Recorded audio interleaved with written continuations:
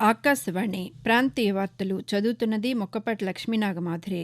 ముఖ్యాంశాలు: గత 9 సంవత్సరాలుగా తమ ప్రభుత్వం స్వయం సహాయక సంఘాల ద్వారా మహిళల సాధికారతకు కృషి చేస్తోందని ప్రధానమంత్రి నరేంద్ర మోదీ ఉద్ఘాటించారు.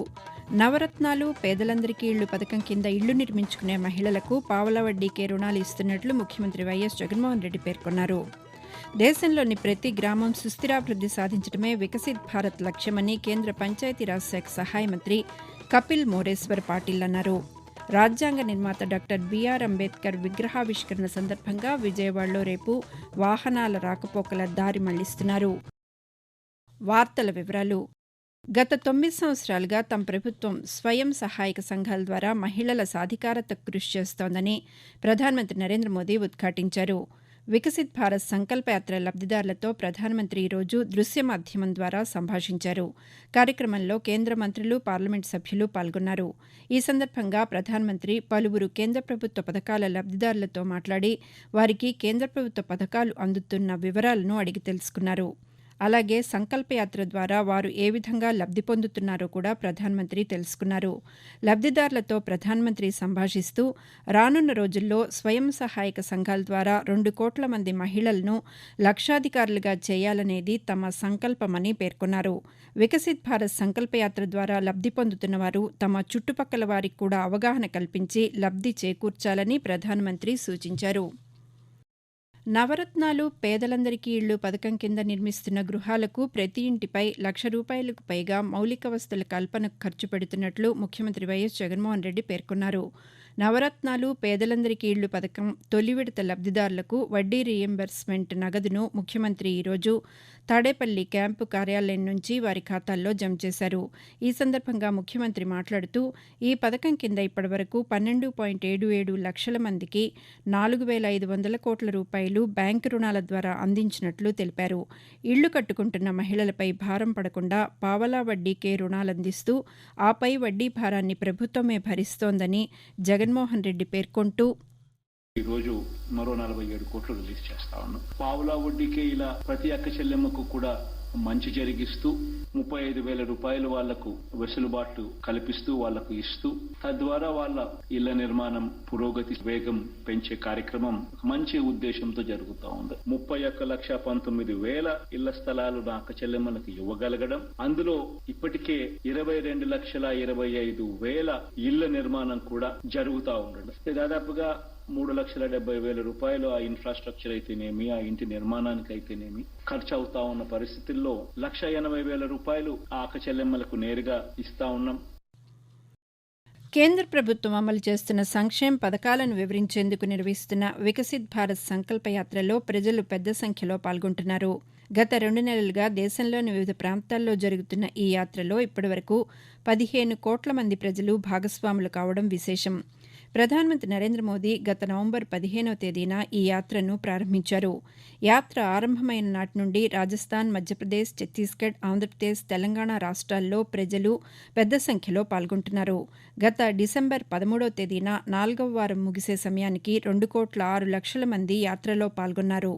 డిసెంబర్ 22న 5వ వారం ముగిసేసరికి ఈ సంఖ్య 5 కోట్లకు పెరిగింది. ఆ తరువాత 4 వారాల్లో 15 కోట్ల మైలురాయిని దాటింది. వికసిత్ భారత్ సంకల్పయాత్ర డాష్ బోర్డులో ఈ నెల 17వ తేదీ నాటికి పొందుపరిచిన వివరాల ప్రకారం 2,21,000 గ్రామ పంచాయతీలు, 9,541 పట్టణ ప్రాంతాల్లో యాత్ర సాగింది. ఇప్పటివరకు మొత్తం 15,34,00,000 మంది భాగస్వాములయ్యారు. రాష్ట్ర వ్యాప్తంగా రేపటి నుంచి కుల గణన జరగనుంది. ఈ నెల 28వ తేదీ వరకు వాలంటీర్లు ఇంటింటికి వెళ్లి ప్రతి ఒక్కరి వివరాలు సేకరిస్తారు. దాదాపు 723 కులాల జాబితాలను ఓసీ, బీసీ, ఎస్సీ, ఎస్టీ కేటగిరీలుగా విభజించారు. ఈ కులగణనలో ఎవరైనా పాల్గొనలేకపోతే జనవరి 29వ తేదీ నుంచి ఫిబ్రవరి 2వ తేదీ వరకు సచివాలయాలకు నేరుగా వెళ్లి వివరాలు నమోదు చేసుకోవచ్చు. ఆకాశవాణి ప్రాంతీయ వార్తలు వింటున్నారు. రానున్న రోజుల్లో అయోధ్యకు రద్దీ పెరగనున్న నేపథ్యంలో 2 తెలుగు రాష్ట్రాల నుంచి అయోధ్యకు ఈ నెల 29వ తేదీ నుంచి ప్రత్యేక రైళ్లు నడపనున్నట్లు రైల్వే శాఖ వెల్లడించింది. తెలంగాణలోని సికింద్రాబాద్, కాజీపేట నుంచి, ఆంధ్రప్రదేశ్లోని విజయవాడ, గుంటూరు, రాజమహేంద్రవరం, సామర్లకోట నుంచి అయోధ్యకు ప్రత్యేక రైళ్లను రైల్వే శాఖ నడపనుంది. సికింద్రాబాద్, అయోధ్య ప్రత్యేక రైళ్లు జనగామ, కాజీపేట, పెద్దపల్లి, రామగుండం, మంచిర్యాల మీదుగా రాకపోకలు సాగిస్తాయి. విజయవాడ, అయోధ్య ప్రత్యేక రైళ్లు ఏలూరు, తాడేపల్లిగూడెం, రాజమహేంద్రవరం, అనపర్తి, సామర్లకోట, అన్నవరం, తుని, విశాఖపట్నం, విజయనగరం, శ్రీకాకుళం రోడ్ రైల్వే స్టేషన్ల మీదుగా రాకపోకలు సాగిస్తాయి. దేశంలోని ప్రతి గ్రామం సుస్థిరాభివృద్ది సాధించడమే వికసిత్ భారత్ లక్ష్యమని కేంద్ర పంచాయతీరాజ్ శాఖ సహాయ మంత్రి కపిల్ మోరేశ్వర్ పాటిల్ అన్నారు. తిరుపతిలోని పద్మావతి మహిళా విశ్వవిద్యాలయంలో పంచాయతీరాజ్ శాఖ ఆధ్వర్యంలో ఆరోగ్యకరమైన గ్రామం అంశంపై జరిగిన 3 రోజుల జాతీయ కార్యశాలను కేంద్ర మంత్రి ప్రారంభించారు.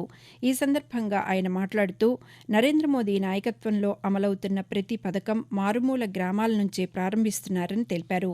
ప్రతి పంచాయతీ అభివృద్ది సాధిస్తేనే దేశం అన్నింటా ముందుంటుందని వెల్లడించారు.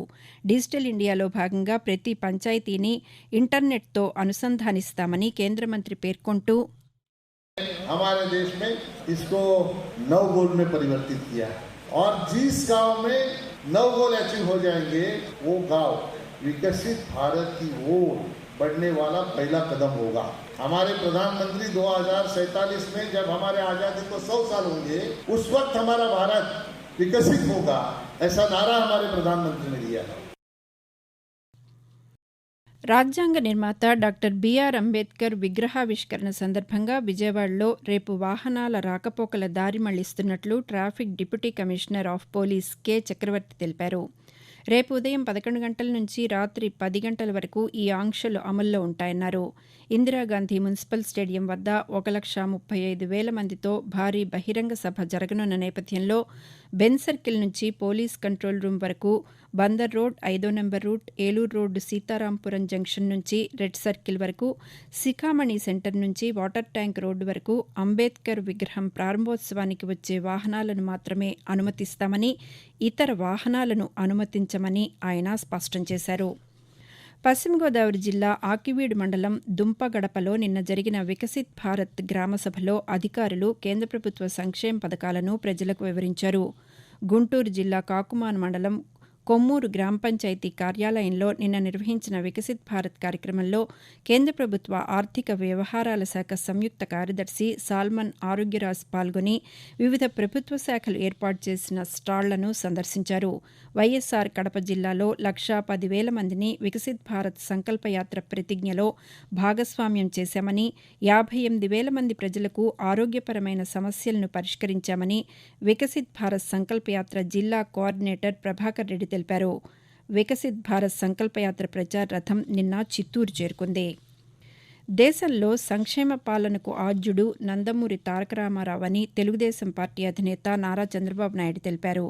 ఉమ్మడి ఆంధ్రప్రదేశ్ మాజీ ముఖ్యమంత్రి, తెలుగుదేశం పార్టీ వ్యవస్థాపకులు ఎన్టీ రామారావు వర్ధంతి సందర్భంగా సామాజిక మాధ్యమం వేదికగా ఆయన్ను చంద్రబాబు నాయుడు స్మరించుకున్నారు. ఒకే జీవితం, 2 తిరుగులేని చరిత్రలు, కృషి, పట్టుదల, క్రమశిక్షణ అనే ఆయుధాలతో ఒక రైతు బిడ్డ సాధించిన అద్వితీయ విజయానికి ప్రతీకలని చంద్రబాబు నాయుడు కొనియాడారు. సంక్షేమం అనే పదానికి మారుపేరు నందమూరి తారక రామారావు అని భారతీయ జనతా పార్టీ రాష్ట్ర అధ్యక్షురాలు దగ్గుబాటి పురంధేశ్వరి అన్నారు.